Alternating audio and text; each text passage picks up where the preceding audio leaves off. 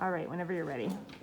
All right, just to preface our presentation, we are acting as investment bankers who reviewed a confidential information memorandum, also called a CIM, which is a summary that outlines a company's financials, market position, and any other information that an investor would need to know before they make an investment into a company. So I like to think of this as a really long brochure of why you should invest in X company. Now, I was going to get into our introduction. As we know, Las Vegas is a well-known resort city for tourism, shopping, and vacation centered on the gambling industries. There are millions of tourists every year. There have a lot of good opportunity to invest. Today, we will introduce one of those companies and explain how it works and why it is worth. The American Casino and Entertainment Property is an indirect subsidiary of American Real Estate Partners. The company owns and operates 3 distinct gaming and entertainment properties in Las Vegas, Nevada, and one in Leslie. Nevada also is a most of favorable and stable market entertainment in the world. Next, we will follow construction, safety, financials, marketing position, consideration, and recommendation to introduce. The first is construction. The Stratosphere Casino Hotel and Tower. This is the top tourist destination on the Las Vegas Strip. For most recognizable is unique shape and architecture. The second is Arizona Choice Detector Borders.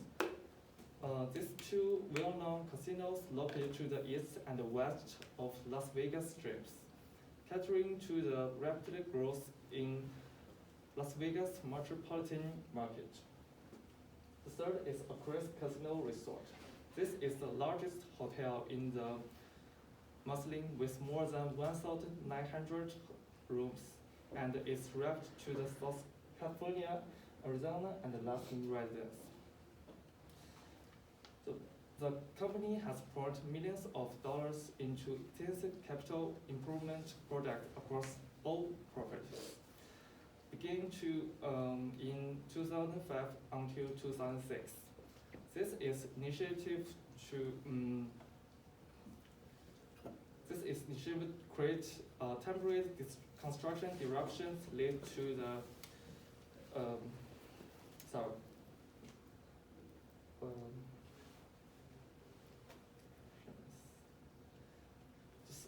for the modest financial performance in 2006.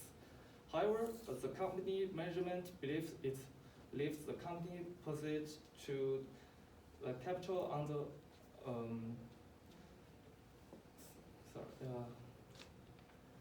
improvement in each respect market.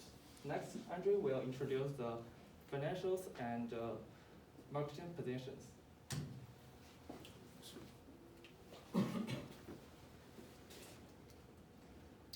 Right, so as Al mentioned, I'll be covering the historical financial performance as well as our future projections. So as you can see on the left, the net revenue has been increasing at about 8% compound annual growth rate, while EBITDA on the right, which stands for earnings before interest, taxes, depreciation, and amortization, has been increasing at about 33.6%. So the net revenue is right on par with the industry standard and has been, while the EBITDA is a bit higher than the industry average, which indicates an ability to generate revenue more efficiently than possibly some competitors. Next, we have our projections. We project that net revenue will continue to increase at about 5%, which is still right around that industry average, and we project EBITDA to continue to grow at about 11%, which is a drop, but we attribute this drop to the recent renovations that Al touched on, and we expect this number to go back towards where it was in the coming years. These charts may seem a little bit overwhelming, but it's really here just to help visualize the amount of diversification that these properties can offer.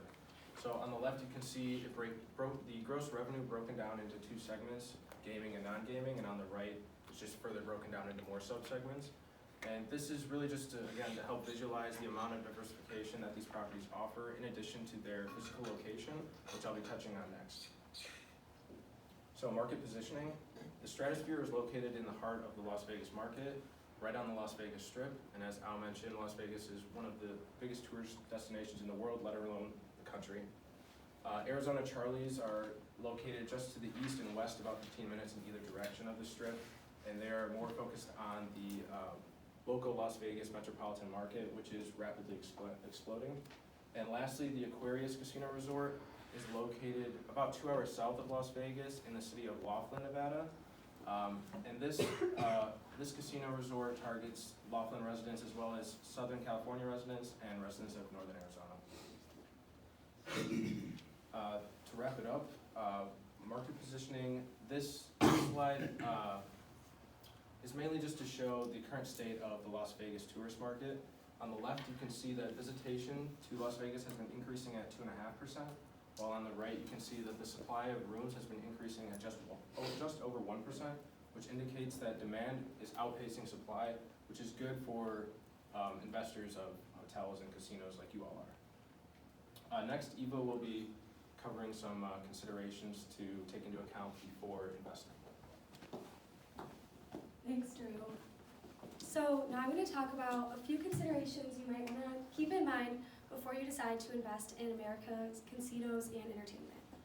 So first up, the management is currently considering an upcoming renovation, which would include a 1,000 room expansion of the Stratosphere.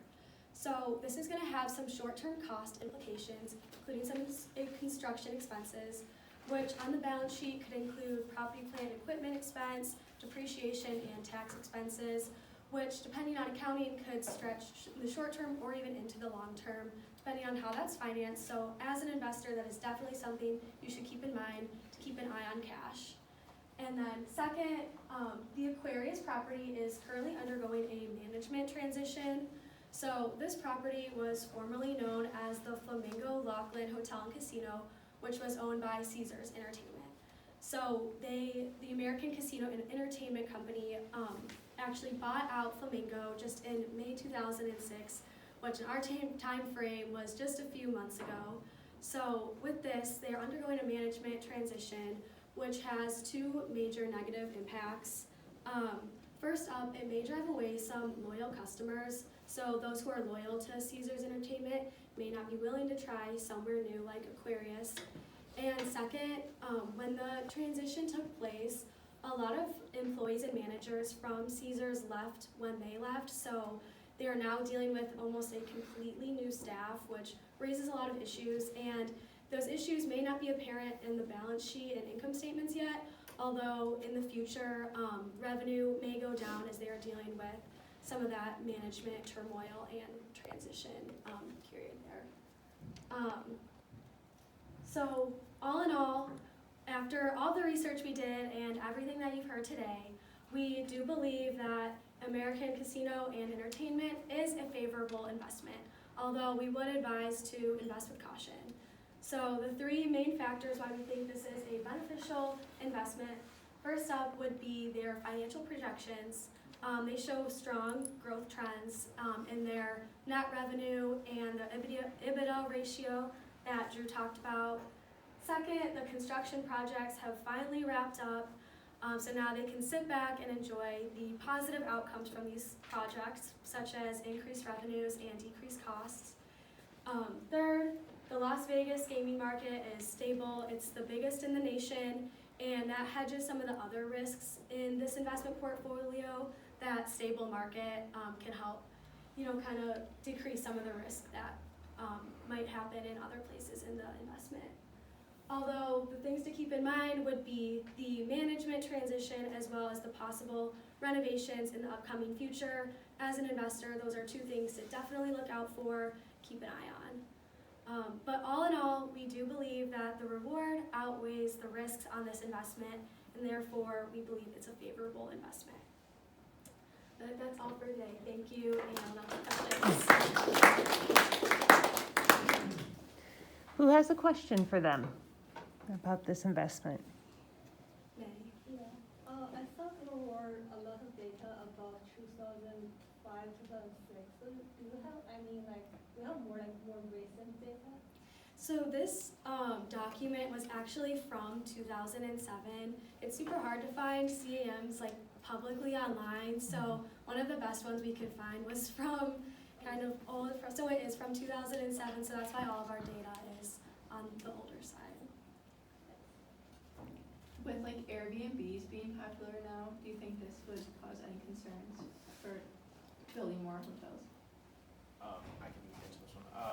Given that this took place in 2007, we were not anticipating any people just letting random people stay in their homes. But going forward, as that becomes more apparent, that is definitely something to take into consideration and probably would have a negative impact overall on the hotel market in Las Vegas. Great, nice job, everybody. Thank you.